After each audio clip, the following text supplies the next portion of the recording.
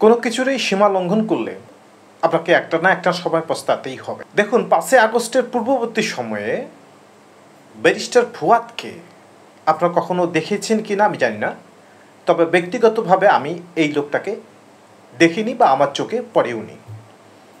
গত 7 মাসে ওনার আস্ফালন, কথা বলার ধরন, হাত নাড়িয়ে নাড়িয়ে মানে হিংসা ছড়ানো, আমি এটাই দেখেছি।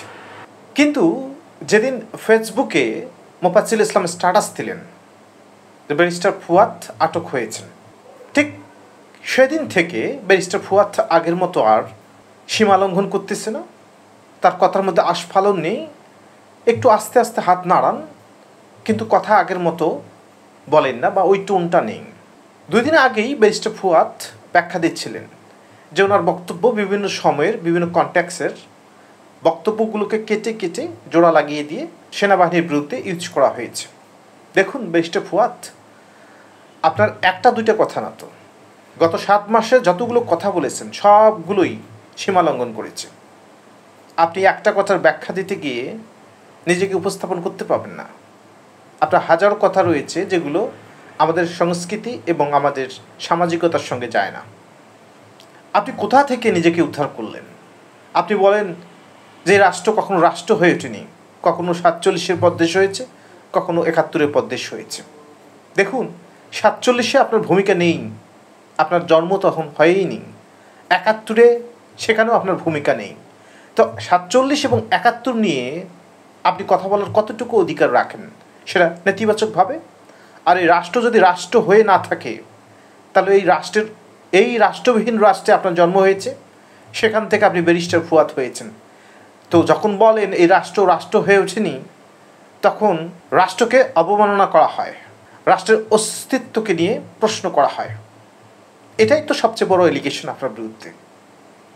যে ধরনের চরমপন্থায় আপনি কথা বলেন, মানে প্রত্যেকটা কথার আপনি যদি ব্যাখ্যা দেন, তারপরেও তো আপনার এই কথাগুলো মুছে যাবে না আপনি যেভাবে কথা বলেছেন। কিন্তু লক্ষণীয়, আপনি এখন আগের সুরে কথা বলেন না। এই পরিবর্তনটা আসলো কেন আপনার মধ্যে? সবচেয়ে বড় তো ধাক্কা এখানেই। আপনার উপর যদি কোনো নিষেধাজ্ঞা বা কিছু শর্ত আরোপ করা না হতো, আপনার এই পরিবর্তনটা আসতো? দেখুন, প্রত্যেকটা মানুষের শিক্ষার প্রয়োজন রয়েছে। যেমন বলতেছেন যে রাষ্ট্র, যে আশা নিয়ে রাষ্ট্র হয়েছিল, সে আশা আমরা পরিপূর্ণভাবে পূরণ করতে পারিনি, বা রাজনীতিবিদরা, বাংলাদেশের মানুষরা বা বাংলাদেশকে যারা চালিয়েছে তারা পারেনি। ঠিক তেমনিও আপনি হয়তো ব্যারিস্টার ফুয়াদ চক্ষু বড় বড় কথা বলেন, চোখ খুলে কথা বলেন, কিন্তু কোনো কিছু না দেখেই কথা বলেন। কারো সম্মানের দিকেও দেখেন না, কারো অস্তিত্বের দিকেও দেখেন না, বলতেই থাকেন। কিন্তু আপনি যে ভুল করেছেন বা আপনি ভুল করেছিলেন গত 7 মাস ধরে, সেটা কিন্তু হাড়ে হাড়ে টের পাচ্ছেন। তাহলে কথার ঢং পরিবর্তন হলো কেন? স্পিরিট পরিবর্তন হলো কেন? নিশ্চয়ই শিক্ষাটার অভাব আপনার মধ্যে ছিল।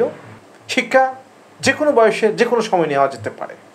আপনার প্রেসিডেন্ট যেটাই বলুক না কেন যে আপনার নামে বদনাম বা কুচ্ছা রটানো হয়েছে এবং কারা রটিয়েছে, এগুলো সব well recognise person, paid person, যেটাই বলেন না কেন, আপনার মধ্যে যে খুব দ্রুত একটা বড় পরিবর্তন ঘটেছে, এটাই এনাফ যে কোথাও না কোথাও আপনি একটা শিক্ষা পেয়েছেন। এই শিক্ষাটা আপনার জন্য জরুরি ছিল। আপনি হয়তো বা ব্যাখ্যা দিচ্ছেন, কিন্তু যারা আপনাকে শুনেছে তারা জানে যে আপনার কথাগুলো কতটুকু নেতিবাচক, এগুলো কিভাবে প্রভাব ফেলতেছে বাংলাদেশের জনগণের মনের মধ্যে। আপনি নিজেকে যেভাবেই ব্যাখ্যা করেন না কেন, আপনি একজন দেশপ্রেমিক হতে পারেন না। যে চরমপন্থায় কথা বলে, যে সীমাহীনভাবে রাষ্ট্রকে আঘাত করে, রাষ্ট্রের সম্মানিত ব্যক্তিদের আঘাত করে, সে কখনোই রাষ্ট্রপ্রেমিক হতে পারে না। আপনি 24-এর 5ই আগস্টের পর একটা সুযোগ সন্ধানী লোক হিসেবেই বাংলাদেশের পরিস্থিতিতে এসেছেন এবং নিজেকে খুব একটা পরিচিত অবস্থানে নিয়ে এসেছেন। যেভাবে কথা বললে, যে ঢঙ্গে কথা বললে আপনি আকর্ষিত হবেন বা রাতারাতি পরিচিতি পাবেন, সেভাবেই আপনি নিজেকে উপস্থাপন করেছেন। তবে শিক্ষা আপনার একটা হয়েছে, যে কারণেই খুব দ্রুত একটা চেঞ্জ এনেছেন। এখন যেভাবে কথা বলেন, ঠিক সেভাবেই যদি গত 7 মাস কথা বলতেন, তাহলে আপনাকে শিক্ষা দেওয়ার প্রয়োজন ছিল না। শিক্ষা আপনি একটা পেয়েছেন, যতই ব্যাখ্যা দেন না কেন। এটাই বাস্তব। ধন্যবাদ সবাইকে।